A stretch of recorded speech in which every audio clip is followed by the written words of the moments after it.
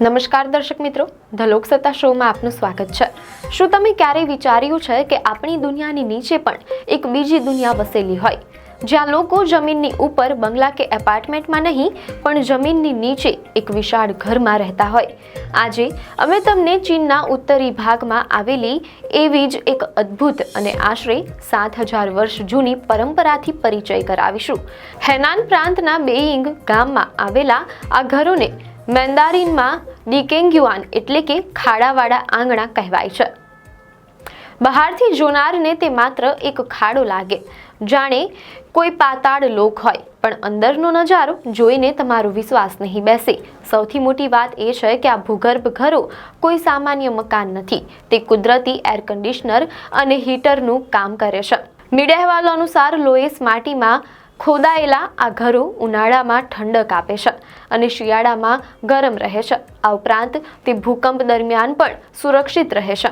દુનિયામાં ઘણી એવી જગ્યાઓ છે જે આપણી કલ્પના બહારની હોય છે। આજે આપણે ચીનના ઉત્તરી ભાગમાં આવેલી એક અદ્ભુત દુનિયાની વાત કરવાના છીએ। અહીં હેનાન પ્રાંતના બેઇંગ ગામમાં લોકો એવા ઘરોમાં રહે છે જેને મેન્દારિનમાં ડીકેંગ્યુઆન કહેવામાં આવે છે, જેનો સીધો અર્થ થાય છે પીટ કોર્ટયાર્ડ્સ એટલે કે ખાડાવાળા આંગણા।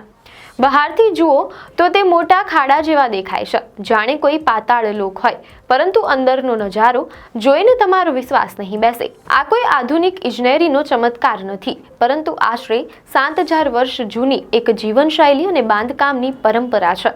આ ભૂગર્ભ ઘરો માત્ર રહેઠાણ નથી, પરંતુ તે કુદરતી એર કન્ડિશનર અને હીટરનું કામ કરે છે, કારણ કે લોએસ પ્લેટોની માટીમાં ખોદાયેલા હોવાથી આ ઘરોમાં તાપમાન જળવાઈ રહે છે। પરિણામે ઉનાળામાં જ્યારે બહારનું તાપમાન ખૂબ ઊંચું હોય ત્યારે આ ઘરોની અંદર ઠંડક રહે છે, અને શિયાળામાં જ્યારે બહાર ઠંડી હોય ત્યારે આ ઘરો ગરમીનો સંગ્રહ કરીને ગરમ રહે છે।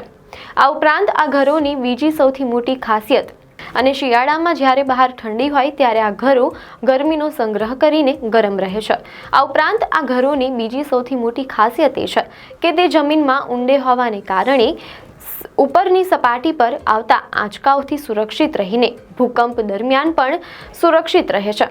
અને આ તમામ વિશેષતાઓ અને સુરક્ષાને કારણે હજારો વર્ષોથી આ વિસ્તારના લોકોએ આ અનોખી અને ટકાઉ જીવનશૈલીને અપનાવી છે। જો તમે આ ઘરોની બહાર ઊભા રહો તો તમને માત્ર જમીનમાં એક મોટો લંબચોરસ ખાડો જ દેખાશે, પરંતુ આ ખાડાની અંદર એક આખી બીજી દુનિયા વસે છે, જેનો નજારો ખરેખર અદ્ભુત અને હેરાન કરનારો છે। આ ઘરોની અંદર તમને આધુનિક ઘર જેવી તમામ સુવિધાઓ મળી રહે છે।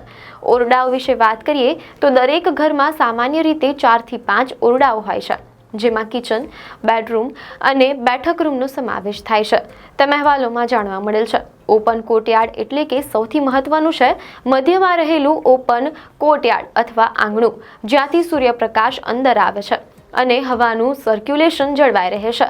આ ઘરોની રચના વિશે વાત કરીએ તો આ ઘરોની દિવાલો માટીની બનેલી હોય છે, જે નરમ લોએસ માટીને કારણે સરળતાથી ખોદી શકાય છે, છતાં તે મજબૂત અને ટકાઉ હોય છે।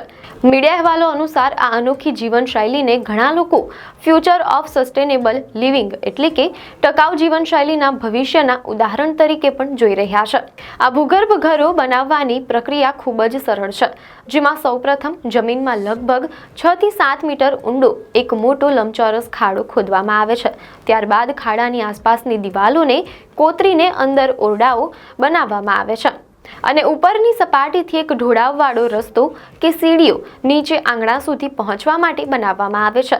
ઇતિહાસની વાત કરીએ તો મીડિયા અહેવાલો અનુસાર નેશનલ યુનિવર્સિટી ઓફ સિંગાપોરના રિસર્ચ ફેલો લિમ તાઈ વેઈના મતે એકાદમિક લિટરેચરમાં આ ઘરો આશરે 7000 વર્ષ પહેલાના જૂના હોવાનું દસ્તાવેજીકરણ કરવામાં આવ્યું છે, અને આ ઘરોને યાઓડોંગ નામના ગુફા નિવાસોની એક વિવિધતા માનવામાં આવે છે, જે આ વિસ્તારના કુદરતી ભૂપ્રદેશ ટીરેન સાથે સંપૂર્ણપણે અનુકૂલિત એડાપ્ટેડ થયેલા ફોક હાઉસ છે। આધુનિકીકરણનો પ્રભાવ અને પર્યટનનું કેન્દ્ર એક સમયે ઉત્તર ચીનમાં લાખો લોકો આવી રીતે રહેતા હતા। જો કે આધુનિકીકરણ અને રહેણી કરણીમાં ફેરફાર આવતા તેમની સંખ્યા ઘટી ગઈ છે। મીડિયા અહેવાલો અનુસાર આજે બેઇંગ ગામમાં આવા સેંકડો ઘરો જોવા મળે છે, પરંતુ મોટાભાગના મૂળ રહેવાસીઓને હવે અન્ય સ્થળોએ રિલોકેટ કરવામાં આવ્યા છે. હવે સરકારે આ અનોખા ઘરોને પર્યટન સ્થળોમાં પરિવર્તિત કરી દીધા છે.